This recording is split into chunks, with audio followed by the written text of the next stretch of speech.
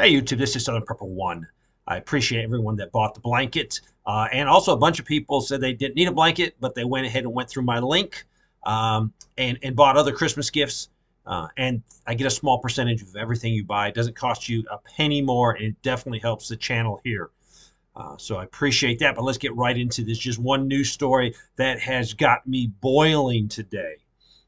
It looks like the Pentagon is sending a major general, a U.S. major general, to um, Ukraine to assist them to develop a new military strategy. The only military strategy they need is to fall back and ask for a peace treaty.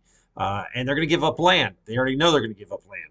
But the U.S. is thinking that they can pull a magic rabbit out of a hat and save the day. But there's no way to save this.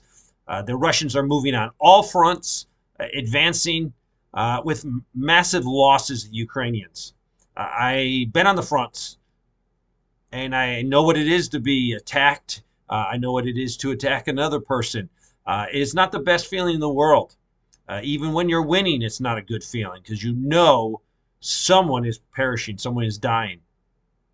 So I pray that they get rid of the president of Ukraine, throw him out, and someone with common sense gets in there and asks Russia for a peace treaty. But we are full bore going ahead and sending a military general over there to come up with a new strategy. What they want to do is look for a strategy so they could do a counteroffensive in 2024. The counteroffensive in 2023, the offense gained nothing except a bunch of dead people. Ukraine is in no position to move Russia off of their secure perimeter that they built, multiple lines of defense. No way can they do it. And going back to the strategy that the U.S. uses and NATO uses, you never attack a defensive position without superior air power. And Ukraine has zero. So I don't know why they think this can be just a magic that we can attack a very, very fortified front line without aircraft, be it fixed wing or rotary, and we could have success. There's no way you could have success, even if looking at our doctrine and how we do it. No way they can do that.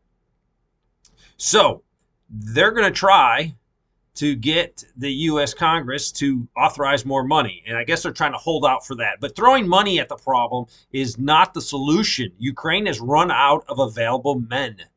They don't have anybody. So to think that they can struggle into 2024 and then train a force. A lot of the training these Ukrainians have gotten is insufficient. They're just throwing them on the front line, not being trained. That's catastrophic. That's criminal. So Ukraine is hoping to attract some more global attention so they could get more help. I don't think this is going to happen. The world is tired of this. The world knows that Ukraine has lost. We are trying to do we're discussing with them a joint defense cooperation. And we're also trying to attract investment over there from the military industrial complex. But basically, if there's any investment from the military industrial complex, it will be paid for by tax dollars, you and me.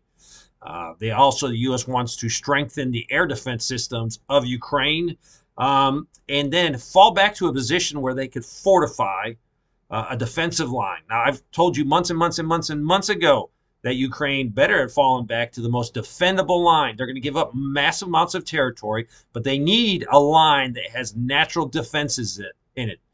Rivers, anything of terrain value, so they can implement building some defensive positions, some defensive lines to work together with natural obstacles. They didn't do that. Now they're probably wishing they did. So they're trying to hold out till 2024 and some new counteroffensive. This is not going to happen. All it is doing is getting a lot more people killed. But the U.S., especially, NATO a little bit, the U.S. cannot stomach a defeat of Ukraine. There's no way they can stomach that. They do not want that to happen. They want this war to extend. to continue. Now, is this to use this to cover some financial problems inside the United States? So when we do have some financial problems, we can blame it. Oh, it's the war. It's the Russians. It's their fault. I don't know. But pray for peace in Ukraine. Ukraine has lost this war. It will just, if they continue without a peace treaty, it could result in a lot more territory lost. It could result in Ukraine not being a country. Zelensky, I'm surprised he hasn't gotten on his private plane and flew out of there with all his money. I think that could be coming very soon. I don't think it would be good for negotiations if he stayed in power. The man has really curtailed the election over there. So there's no election until he says so. That does not breed democracy. I think the people would throw him out and get someone in there that would demand a peace treaty. They're very weary of the war over there. So pray for peace. Thanks for watching.